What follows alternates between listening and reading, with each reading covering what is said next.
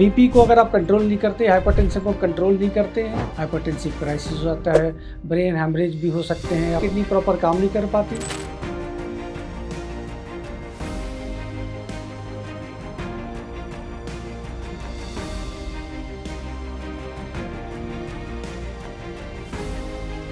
Hello, मैं doctor Manish Mahajan, Felix senior consultant nephrologist, Felix group of hospital. आज मैं बात करूंगा हाइपरटेंशन में, और स्पेशली हाइपरटेंशन इन क्रॉनिक किडनी डिसीज़। जैसे कि हमें पता है इंडिया में हर तीसरा आदमी हाइपरटेंसिव है, specially after the age of 30, और after the age of 55 almost 70 to 80% जो इंडियन पॉपुलेशन है वो सब क्लिनिकल हाइपरटेंशन होते हैं। तो ये हाइपरटेंशन करता क्या है? आपको ये जानकर काफ़ी आश्चर्य होगा कि हाइपरटेंशन किडनी को भी डैमेज करता है। आप बोलेंगे भाई हार्ट की बीमारी है, हाइपरटेंशन है, बीपी, ये कैसे किडनी को डैमेज करेगा? ये एक्चुअली हाइपरटेंशन जो बीमारी है, ये जो ब्लड वेसल्स है इसको नैरो और कॉन्स्ट्रिक्ट करता है। ये किडनी के भी ब्लड वेसल्स को नैरो और कॉन्स्ट्रिक्ट करता है। जैसे कि आपको पता है हमारे किडनी का काम और गुर्दे का काम शरीर से एक्स्ट्रा वेस्ट या जो हमें अनवांटेड जो इलेक्ट्रोलाइट्स हैं, सोडियम पोटासियम जो एक्स्ट्रा जो होते हैं, वो यूरिन के माध्यम से निकालता है। तो जितना ज़्यादा ब्लड फ्लो होगा उतने अच्छे से किडनी काम करता है। जो किडनी के अंदर जो आर्टरीज हैं तो वो काम करता है, वहाँ से फिल्टर करके निकालता है। हाइपरटेंशन जो है it constricts your blood vessels and narrow your blood vessels. इसके कारण क्या होता है कि ब्लड की जो सप्लाई होती है वो स्लो हो जाती है।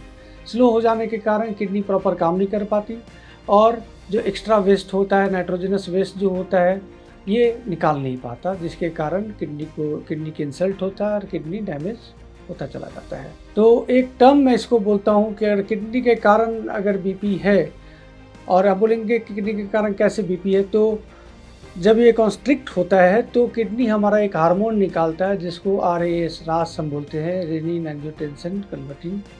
ये तो रास ये उस हार्मोन को रेगुलेट करता है, जिसके कारण बीपी बढ़ता है। तो अगर बीपी को अगर आप कंट्रोल नहीं करते, हाइपरटेंशन को कंट्रोल नहीं करते हैं, तो आपका ब्लड सप्लाई किडनी में कम रहता है, जिसके कारण किडनी इम्पेयर होता है काम करने में, काम करने की क्षमता उसकी कम हो जाती है।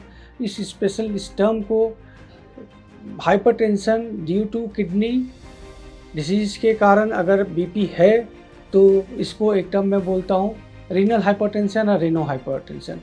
ये एक बहुत बड़ा कारण है रेजिस्टेंट हाइपरटेंशन होने का भी। रेजिस्टेंट हाइपरटेंशन मैं उसको बोलता हूँ कि 2, 3, 4 मेडिसिन देने के बावजूद भी बीपी कंट्रोल नहीं हो रहा है, दैट इज़ रेजिस्टेंट हाइपरटेंशन। ये एक बहुत सीवियर कोमॉर्बिड कंडीशन है कि 3, 4, 5 मेडिसिन देने के बाद भी बीपी नहीं कंट्रोल हो रहा है। तो इसके तो इम्प्लिकेशंस तो होती हैं, कितने को फिट्स पड़ जाता है, हाइपरटेंसिव क्राइसिस हो जाता है, ब्रेन हैमरेज भी हो सकते हैं, आपको एपिसोड ऑफ फ्लैशेस भी होते हैं, और ये किडनी का जो प्रोग्रेशन ऑफ डैमेज है उसको फास्ट करता जाता है। तो इसको कंट्रोल करना बहुत ज़रूरी है। और अब हाइपरटेंशन की बात करें, स्पेशली रेनोवास्कुलर हाइपरटेंशन की, अगर आपके 1, 2, 3 मेडिसिन के कारण कंट्रोल नहीं हो रहा तो ज़रूर नियर बाई किसी नेफ्रोलॉजिस्ट के पास जाएं। वो आपको प्रॉपर तरीके से आपके जो हार्मोनल चेंजेस जो किडनी में हो रहे हैं वो उसकी जांच करवाएगा, और उसके हिसाब से वो ट्रीटमेंट स्टार्ट करेगा। रीनल हाइपरटेंशन के हिसाब से बहुत सारे बीपी की मेडिसिन आए हुए हैं, जैसे ARBs, AC इनहिबिटर्स। तो ये फर्स्ट लाइन ऑफ ड्रग्स होते हैं। अगर आपके बीपी कंट्रोल नहीं होते तो पैर में सूजन भी बहुत सारे मरीज़ को होते हैं, प्लस और कोलेस्ट्रॉल भी हाई मरीज़ में मिलते हैं, और प्रोटीन की लीकेज भी स्टार्ट हो जाता है। तो it is a very important cause for CKD patient for progressing toward CKD stage 5, मतलब CKD स्टेज 5 बोले तो इंड स्टेज, जहाँ पर आपको डायलिसिस की ज़रूरत पड़ जाती है। तो जब हमें कारण पता है कि हमारे बीपी से हो रहा है, अगर रेनोवास्कुलर हाइपरटेंशन है, तो एक नेफ्रोलॉजिस्ट इसको बहुत अच्छे से देखकर समझकर ट्रीटमेंट करता है कि आप जल्दी से जल्दी स्टेज 5 पे ना जाएं। जो स्टेज 5 किडनी डिसीज़ है वो लास्ट स्टेज होता है।